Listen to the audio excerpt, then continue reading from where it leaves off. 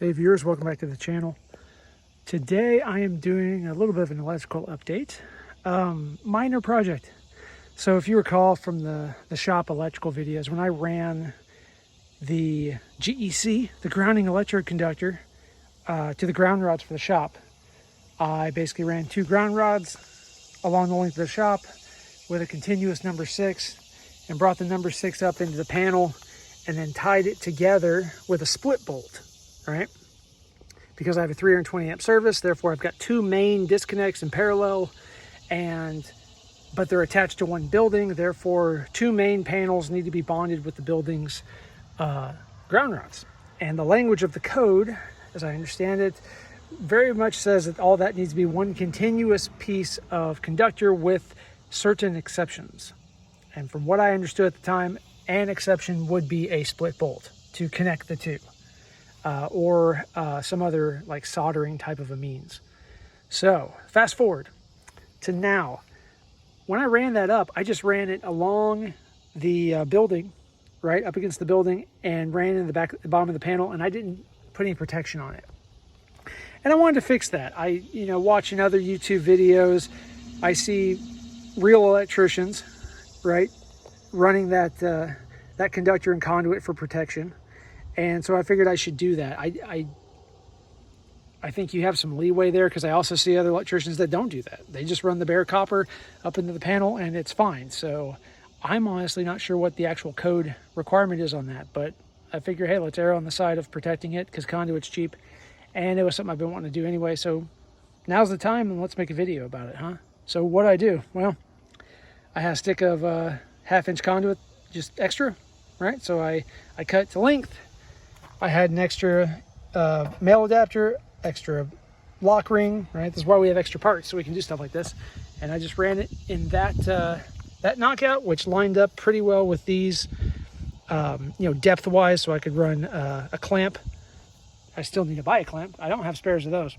So I need to buy clamps to clamp it to the strut. And then just right in the ground, and I dug out a little bit down there. And so I'll backfill all that, similar to the other pipes to make it nice. And coming out of that pipe, I just have the conductor coming out and still running along the ground, right? Along the building. Ideally, that'd be backfilled. I may at some point, future state, honestly here, I would want to pour a concrete porch, at which point all of this would be concrete in, and it really doesn't matter. But for now, we'll tackle one problem at a time. So that is what I've been doing. Now, the question here, and I would welcome any electricians who are watching to tell me, where I'm going wrong here. I basically extended my split bolt concept here, and I've got 3 conductors in there. Why?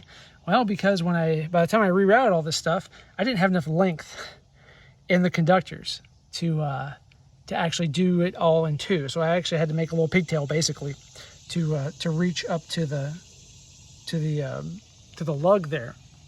So I've got 3 conductors in this split bolt. It is tight. They are solid in there. I do not know if this particular split bolt is rated for 3 conductors. I know there are certainly split bolts that are. So electricians that might be watching, bad idea. How would you handle this? I know the correct answer is rerun the conductors and make them longer. That could be doable, right? I could do that. I could take this conductor and make it longer and run it back this way, and then I could tap off of here and not have to redo all my ground rods and stuff. I could totally do that if I had to. I prefer not, right? So this kind of goes back to letter of the law, spirit of the law. Is this safe? I think this is perfectly safe, right? I think it's absolutely perfectly safe. This thing is tight. It's not coming loose. When I open this panel, right, and check this split bolt after a year of use, right, that bolt was as tight as it ever was. So from a safety perspective, I am not concerned. But code is code, and I'd like to follow the code. So how best to tackle this? I welcome any feedback in the comments, and I greatly appreciate it. So what else have we done? I decided to move my SPD, my surge protection device. So this one was originally in the house, right? That is the downstream panel from this panel. We're at my shop. This is the first means of disconnect off of my meter, right over there. And this is the feed through panel that feeds through and feeds the house. So, trying to do a little homework. My initial thought was, hey, let's put this guy closer to the house. I'm closer to all the equipment, right? But then, you know, if I ever do anything, any circuits up here, I guess would still be protected, but maybe not as much. I honestly don't know. This is, you know, I try to learn a lot about, electrician stuff, right? Electronics, electricity, try to learn, but this one is a bit of a mystery to me, and it may not even matter, right? So I decided to move it here for a couple reasons. First, if it truly doesn't matter, then I've got spare slots in this panel more so than the panel in the house, right? So I'd rather use up these slots than the slots in the house. Those are more high value, right? I mean, for this panel, as an example, the only thing I can think of to put in it, SPD. The next one will be a generator backfeed, an interlock kit, and then I've got 4 more slots. So who knows what they'll feed? You know, maybe other structures, who knows? So they're just may not be used as much compared to something in the house. So I moved the SPD out here, and that does make things a little symmetric, right? Where the SPD is at the first means of disconnect, because I have a matching one in the shop. So that symmetry makes me happy, even if it's functionally meaningless. So that's what I've done. Just add the conduit. It's still, you know, loosey-goosey. I need to get some clamps to lock in that strut, but that's about it. That's what I've been doing.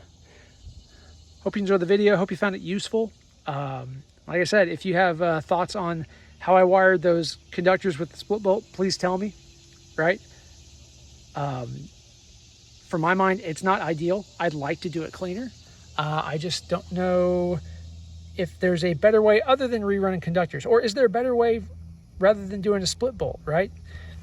I never got good clarification on this in the code when I first did this, right? I've got parallel panels on a 320 amp service at one building, right? So I gotta bind all of those. I swear I've seen some people just run the GEC from the ground rods into the first panel, and then just run a jumper from that panel to the next panel and just have it connected via the bus bars. Is that cool? Can you do that? Is it that simple? It'd be nice, but the code seemed to have some extra funky wording, you know?